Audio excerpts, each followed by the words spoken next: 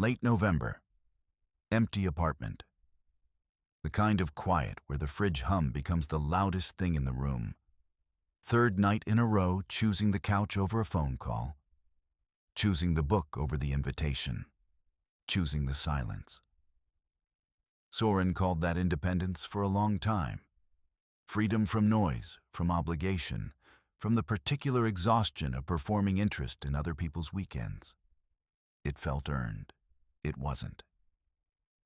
In the last video, we talked about what comes after understanding yourself and how easily insight becomes a comfortable dead end.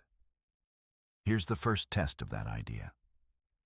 Because there are two types of silence that look exactly the same from the outside, feel almost identical from the inside, and carry completely different consequences. One is chosen. One is inherited.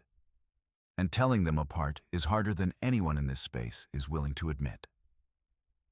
The internet has turned solitude into a lifestyle brand.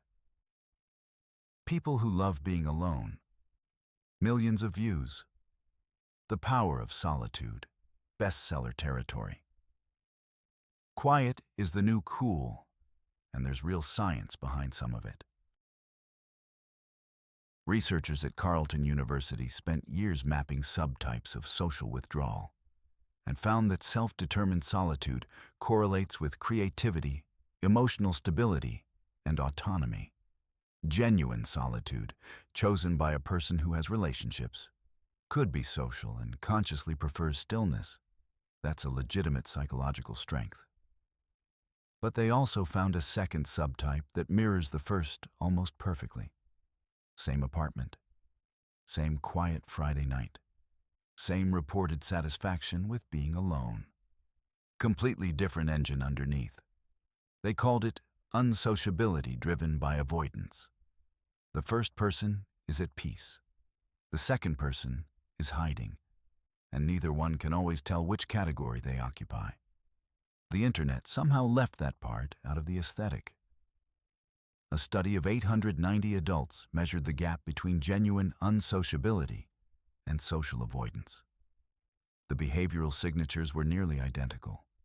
Same amount of time alone, same preference for quiet activities, same self-reported contentment.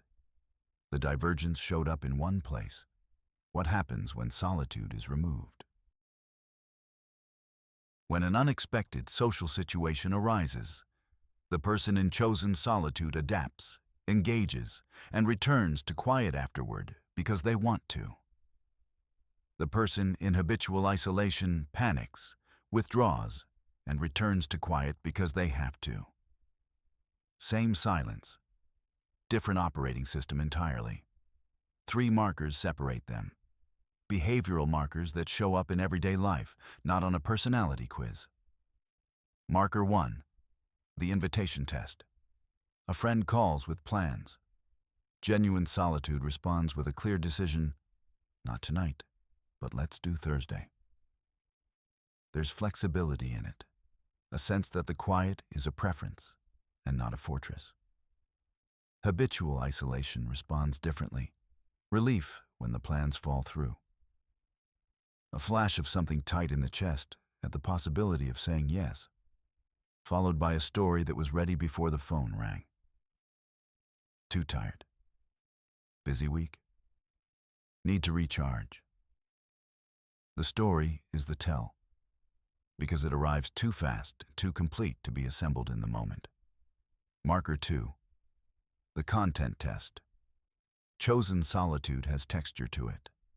A person reads, walks, cooks, builds something, sits with a thought, and follows it somewhere unexpected. The alone time has direction and energy. Habitual isolation looks more like anesthesia, scrolling without absorbing, rewatching without watching, consuming content the way a person takes painkillers. The quiet isn't full. It's empty. But empty is safer than whatever sits on the other side of a phone call. And that's the part that stays invisible. The second kind of silence doesn't feel bad. It feels normal, familiar, even comfortable in the way that a room you've lived in for 15 years feels comfortable regardless of whether you chose the furniture. A person can spend years inside that silence and call it a choice because it never presents itself as a problem. It just presents itself as a personality. Marker 3. The thought experiment. Imagine tomorrow every barrier to connection disappeared. No awkwardness, no rejection risk, no energy cost, no rehearsing what to say, no analyzing how it went afterward. Just clean, easy, safe human contact available on demand. Does that sound appealing? Or does something tighten at the idea? Chosen Solitude says, sounds nice, but the quiet is better. Habitual Isolation says, sounds nice, and then produces a list of reasons why it wouldn't actually work.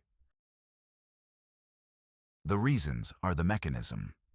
They protect the pattern by making it look rational.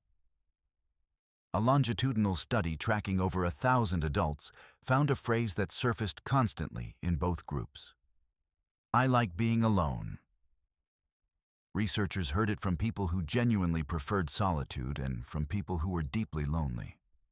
Same words, different meanings. The lonely group had learned to narrate their isolation as preference because the alternative, admitting that the silence wasn't chosen, felt worse than the silence itself. That takes a certain kind of strength, honestly. Building a whole identity around a wound and making it look like architecture. It's impressive. It's also a cage. But here's where the frame shifts. This isn't about solitude being bad. It isn't about forcing connection or deciding that every quiet person is secretly suffering. It's about one thing, honesty.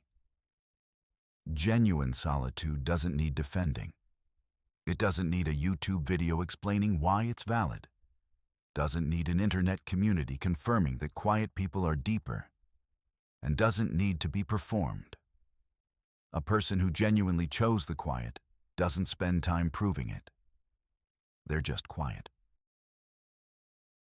The need to explain, justify, and romanticize, that's the signal. Not always, but often enough to be worth noticing. Soren spent years in the second kind, called it the first. The apartment was quiet, the books were good, the Friday nights were peaceful. Everything about the outside matched the story of a person at peace with their own company. Everything on the inside was running a program written somewhere around age 14, when being alone became the safest available option and never got updated. That's not solitude. That's hiding.